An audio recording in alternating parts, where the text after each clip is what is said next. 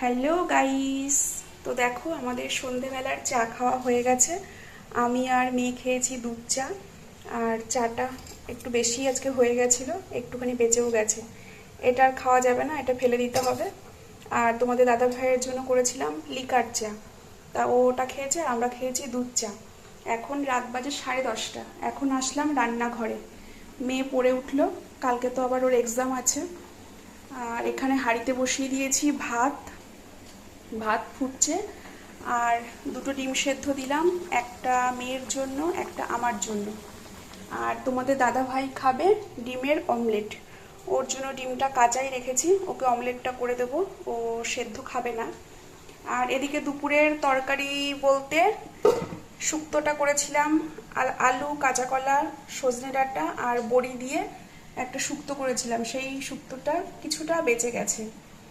সব কিছু রান্নায় একটু একটু আছে। আর এদিকে পটল চিংড়ি করেছিলাম, পটলও ফিনিশ, চিংড়ি মাছও ফিনিশ, শুধু 3-4টে আলু আর একটু গ্রেভি পড়ে আছে। এটা দিয়েও ভাত খাওয়া হয়ে যাবে একজনের। এখানে আছে একটুখানি ডাল, আম ডাল করেছিলাম, একটু আম ডাল বেঁচে গেছে। আর এখানেও রয়েছে একটুখানি আমের চাটনি। তো এই দিয়ে আমাদের সবার রাতের লাঞ্চ করব। কেননা এখন যদি ঝোল তরকারি বানাই সেগুলো কিন্তু সব বেশি হয়ে যাবে, ওই জন্য ভাবলাম। আর কি বলতো, দুপুরের কোনো তরকারি যদি বেঁচে যায় সেগুলো যতক্ষণ না শেষ হয় নতুন করে রান্না করতে ইচ্ছে করে না। আর ফ্রিজের খাবার বেশি দিন রেখে খাওয়াও ঠিক না, ওই জন্য ভাবলাম এই ঝোল তরকারিগুলো আগে শেষ হোক। আর রাতের খাবার তো সব তো অল্প অল্পই রাতে খায়।